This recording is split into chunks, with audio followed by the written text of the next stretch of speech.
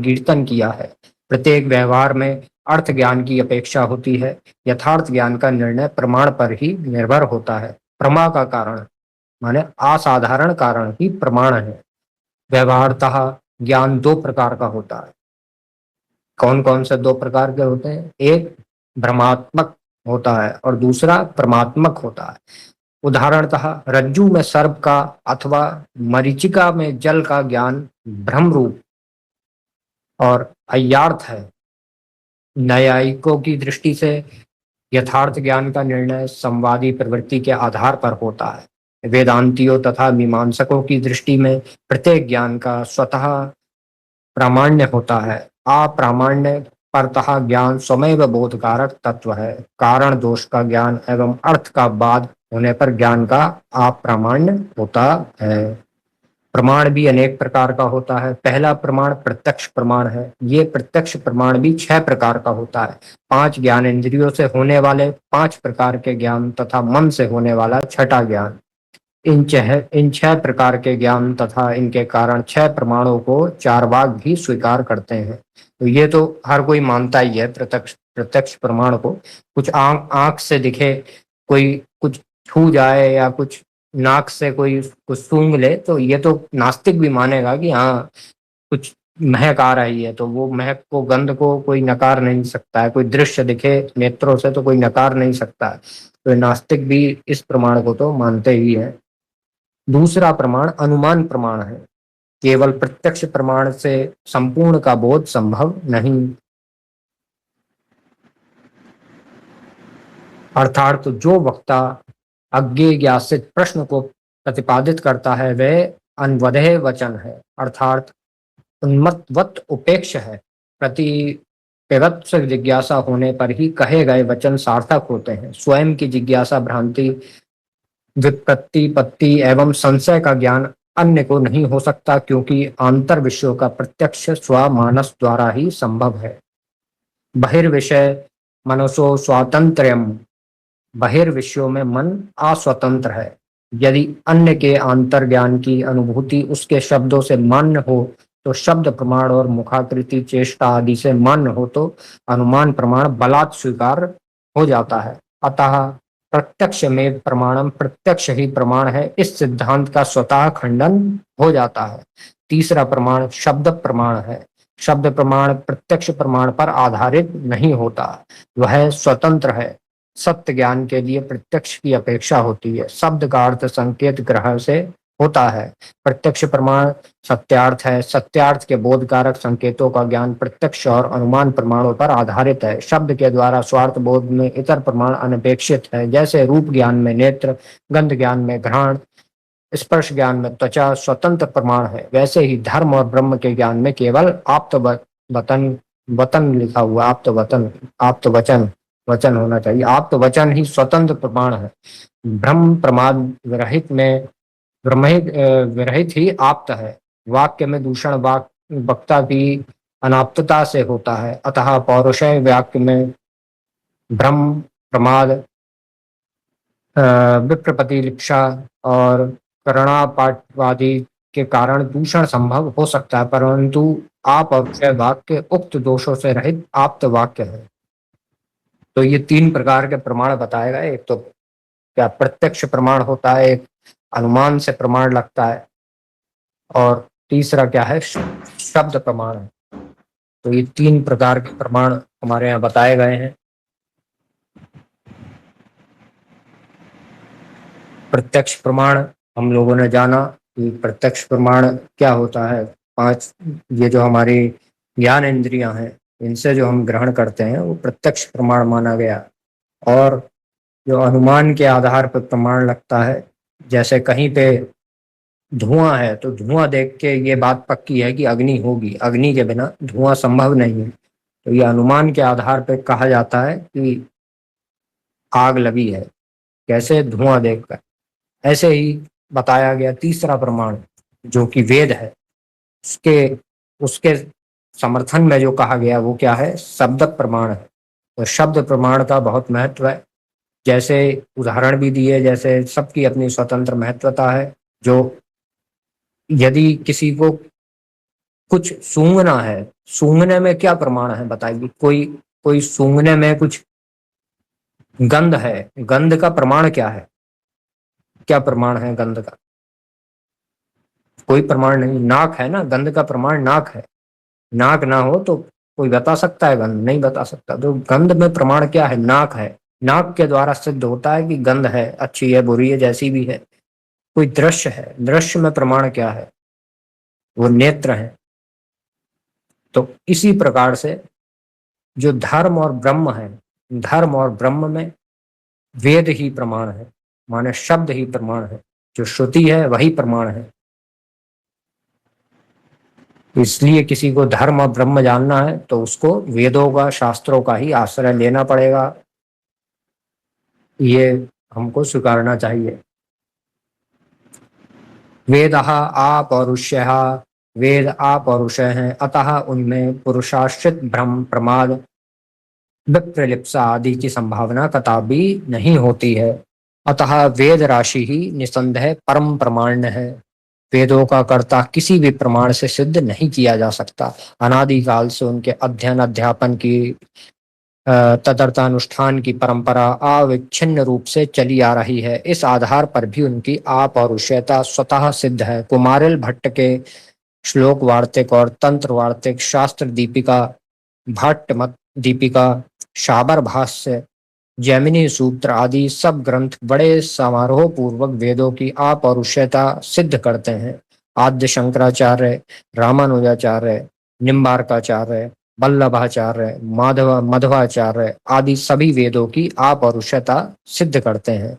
इस विषय पर स्वयं हमारा सुदीर्घ शास्त्रार्थ वेद स्वरूप विमर्शा नामक ग्रंथ में प्रकाशित है। आर्य समाज भी वेदों को मानता है, उनका सम्मान करता है। तथापि उनकी मान्यता अनुसार 4 संहिता मात्र ही वेद राशि है। सनातन धर्मानुसार वेद की 1131 शाखाएं हैं। प्रत्येक शाखा में एक मंत्र संहिता, ब्राह्मण भाग, आरण्यक भाग, उपनिषद भाग आदि हैं। इन सब ग्रंथों को न मानकर केवल 4 संहिताओं को ही वेद राशि मानना उनका अपमान करना है। तो ये आधा अधूरा मानते हैं ना आर्य समाजी, पूरा कहाँ मानते हैं वेद को? केवल वो 4 को ही, 4 संहिता को ही वेद मानते हैं। तो वेद का अर्थ है धर्म एवं ब्रह्म। वेद का अर्थ क्या है? धर्म एवं ब्रह्म। धर्म के कारण अंतःकरण अर्थात बुद्धि शुद्ध होती है। बुद्धि कैसे शुद्ध होती है? धर्म के कारण। अंतःकरण अर्थात बुद्धि शुद्ध होती है। सकाम कर्म नाना प्रकार के अभ्युदय का साधन है। सकाम कर्म से अनेक प्रकार की लौकिक एवं पारलौकिक उन्नति होती है। तथापि भगवत चरणार विंदों में समर्पित निष्काम कर्म का अनुष्ठान ही महत्वपूर्ण है। श्रीमद् भागवत में भगवान श्री कृष्ण कहते हैं, यत करोसि यतश्नासि यज्जुहोसि ददासि यत यत तपस्यसि कौन्तेय तत्कुरुष्व मां दर्पणम। माने, हे कौन्तेय, तुम जो कुछ करते हो, यज्ञ, दान, तप, व्रत, सब कुछ मुझको अर्पण कर दो। श्रीमद् भागवत का उपदेश है, कायेन वाचा मनसेन्द्रियैर्वा बुद्ध्यांत मनश्च श्रुत स्वभावात् करोति यत् यत् सकलम पर समय नारायणयति समर्पयेत। अर्थात मन, वचन, बुद्धि, अहंकार से जो कुछ भी कर्म करते हो, सबको भगवत चरणार विंदों में, अपने इष्ट देव के चरणार विंदों में समर्पित कर दो। दुर्गा सप्तशती में तो दुर्गा सप्तशती में तो समर्पण को ही अत्यधिक महत्व दिया गया है। यो निष्कीलाम, क्या कहा? यो निष्कीलाम विधायनाम के संदर्भ में कहा है, कृष्णायाम व चतुर्दश्यामष्टम्याम व समाहितः ददादि प्रतिगृह्णति नान्यास्थैवा प्रसीदति। अर्थात प्रत्येक मास की कृष्ण पक्ष की अष्टमी और चतुर्दशी को अखिल ब्रह्मांड नायिका भगवती पराम्बा की पूजा अर्चा करते हुए अपना सर्वस्व उनके चरणों में अर्पित कर उन्हीं से प्रसाद रूप में पुनः स्वीकार कर लो। और तदंतर इस प्रसाद को नियमानुसार गुरु, ब्राह्मण, अतिथि और परिवार में विनियोग कर देना ही उत्कीलन है। इस तरह किए गए कर्म को लोकोत्तर फल होता है। श्रेय और प्रेय दोनों की ही प्राप्ति होती है। केवल भगवती की आराधना में ही नहीं, अपितु प्रत्येक आराधना पद्धति में ही ऐसा नियम है। वैष्णव जन एकादशी का उपवास कर द्वादशी को भगवान विष्णु की सांगोपांग पूजा कर उनके मंगलमय चरणार विंदों में अपना सर्वस्व अर्पण कर दें। तदंतर तदंतर उसको प्रसाद बुद्धि से ग्रहण करें। यही धर्म का उत्कृष्ट रूप है। ऐसे ही अनुष्ठान से बुद्धि शुद्ध होती है। शुद्ध बुद्धि से ही तत्वबोध और नित्य अनित्य विवेक, लौकिक पारलौकिक विषयों से विराग, शांति, दांति, तितिक्षा, उपरति, श्रद्धा का समाधान होकर तीव्र मुमुक्षुत्व का उदय होता है। जैसे तीव्र बुभुक्षा होने पर प्राणी क्षुधा निवृत्ति के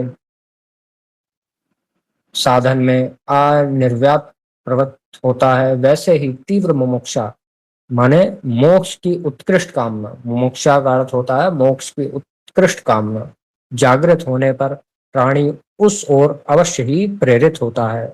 भगवद विमुख होने पर निसंदेह मुक्ति हो जाती है। वेद का तात्पर्य ब्रह्म में ही है।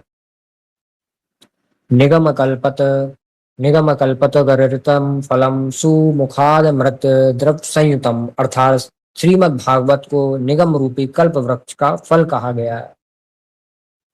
ये बहुत प्रसिद्ध वचन है। कई लोग तो इसको हमने देखा कि बहुत लोग तो अच्छे धर्म का जो कार्य होता है उसमें इसे तो टैग लाइन भी बना लेते हैं। तो क्योंकि ये वचन बहुत प्रसिद्ध है और इसका अर्थ भी बहुत अच्छा है, इसलिए ये बहुत उपयोग किया जाता है। निगम कल्पत गरोर गलितम फलम सुमुखाद अमृत द्रव संयुतम, अर्थात श्रीमद् भागवत को निगम रूपी कल्प वृक्ष का फल कहा है। क्या कहा? पिबत भागवतम रसमालयम, जैसे वृक्ष की डाल पर पककर स्वयं गिरने वाला फल मधुराति मधुर होता है, तथापि शुक तुंड से संस्पृष्ट होने पर उसके स्वाद में और भी विशेषता आ जाती है। मुहु रहो रसिका भुवि भावो कहा, और उसमें क्या आ जाती, और रस आ जाता है और स्वाद आ जाता है। वैसे ही वेद कल्पतरु, वेद क्या है? वैसे ही वेद कल्पतरु का श्रीमद् भागवत रूप ये फल ही वेद कल्पतरु पर ही परिपक्व होकर निपतित हुआ है। साथ ही महामुनीन्द्र श्री परमहंस श्री सुखदेवाचार्य जी के मुखारविंद से निर्गलित है, अतः इसमें लोकोत्तर स्वाद है। ऐसे श्रीमद् भागवत रूप फल को पियो, तो कहा गया पियो इसका, पिबत भागवतम, इसको तो कहा ना पियो, इसका सेवन करो भागवत का। सामान्यतः फल को, क्योंकि रस है इसमें, पीने का अर्थ है कोई पीता क्या है व्यक्ति, कोई रस पीता है, कोई गन्ने का रस पीता है, कोई मौसमी का रस पीता है, कोई अनार का, तो उसमें कोई स्वाद है, एक रस है, एक मीठापन है। तो मिठास के कारण ही व्यक्ति कुछ पीता है, पीने का अर्थ ये है। तो ऐसे ही इसमें एक मिठास है, एक माधुर्य है, श्रीमद् भागवत में एक स्वाद है, एक रस है, तो उसका सेवन करो, अतः इसमें लोकोत्तर स्वाद है। यहाँ कहा गया ऐसा श्रीमद् भागवत रूप फल को पियो। सामान्यतः फल को चूस कर उसके रस को पीकर त्याज्य अंशों को फेंक दिया जाता है। तो देखिए, जो फल को तो कोई फल का रस चूस लेता है व्यक्ति, आम को भी व्यक्ति आम का रस चूस कर फेंक देता है, गुठली को, उसका जो जो गूदा बच जाता है उसको फेंक दिया जाता है। परंतु निगम कल्पतरु का अर्थ क्या है? का ये फल अत्यंत विलक्षण है, ये सर्वथा रस से ओतप्रोत है, इसमें त्याज्य अंश है ही नहीं। निगम कल्पत क्या है इसमें? इसमें ये निगम कल्पत, तो इसमें जो है कोई त्याज्य अंश है ही नहीं।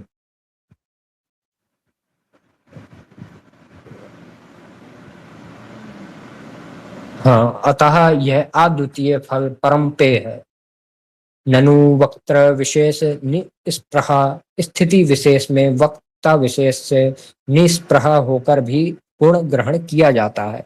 अन्य किसी स्थिति में वक्रत विशेष संस्पृतः का ही महत्व होता है। तात्पर्य यह कि वक्ता के महत्व के आधार पर कथन विशेष का महत्व स्वीकृत होता है।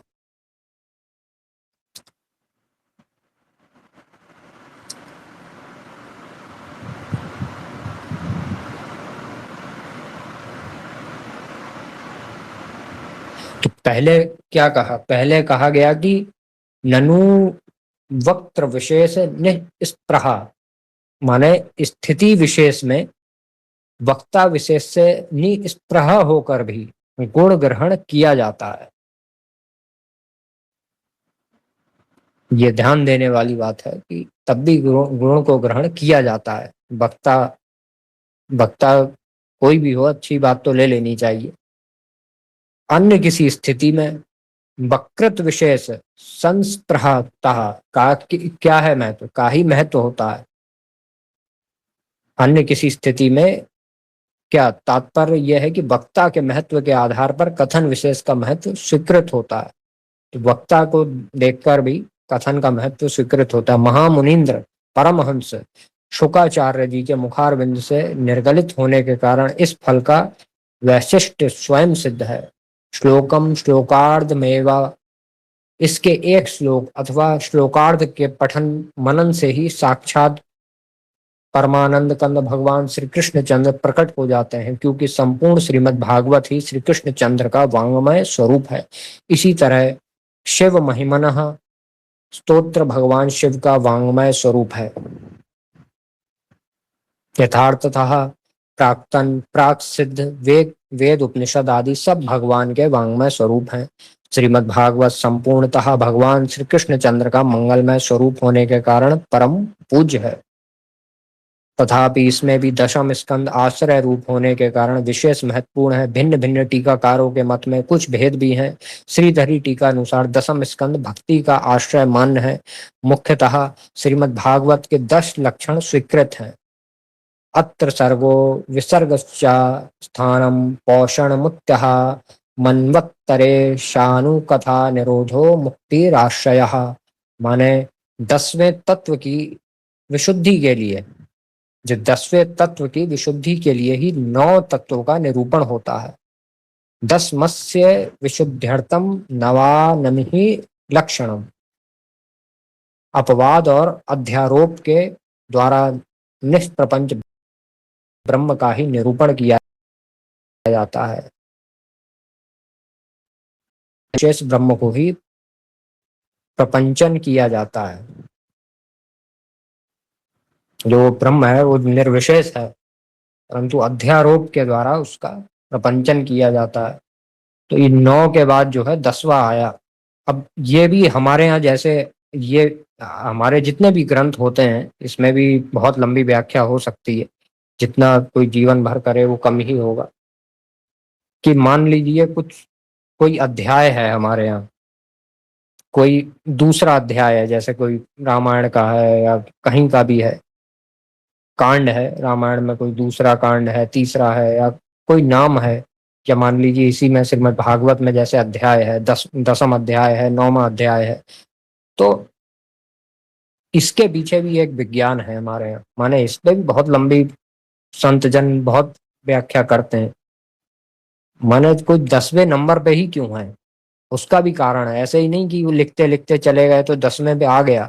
वो 10 का भी अर्थ है कि 10वें में यही क्यों है बात, 9वें में यही विषय क्यों है। जो रामायण है, वाल्मीकि रामायण, ये सभी जानते हैं। अब वाल्मीकि जी ने पूरी रामायण का आप पहला पहला अक्षर सभी कांडों से उठाएंगे तो पूरा गायत्री मंत्र बन जाता है। तो ये विचित्र बात है ना, ऐसे ही नहीं कि कुछ भी लिख दिया। तो वो एक जो है एक शैली में है। और जहाँ पे क्या वो उसकी जो लक्ष्मण जी ने शूर्पणखा की नाक काटी, तो जो वहां पे जो वाक्य लिखे, ये सब विद्वान नहीं होते हमारे ऋषि मुनि, तो ऐसे ही थोड़े कुछ भी लिख देते।